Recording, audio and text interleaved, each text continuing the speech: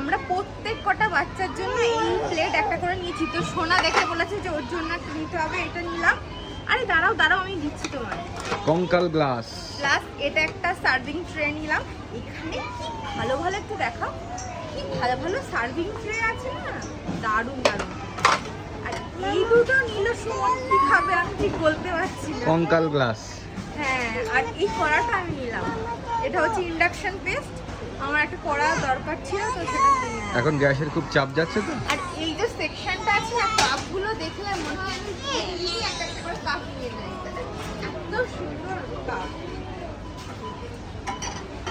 এই সেকশনটা আসলে মনে হয় সব কিছু নিয়ে যায়। ওই দিকটা দেখাও তো। ওই চামচ নাও। হ্যাঁ, নিচে। Mexican zigzag fries.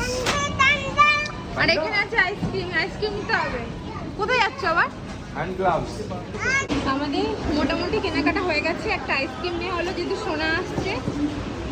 আর এই দেখো এত কিছু নেওয়া হলো। প্রতিবার ডিমার্টে আসা মানে আমাদের সুমন একটা ব্যাগ নিল। এই কড়াটা মনে হচ্ছে ভালোই হবে।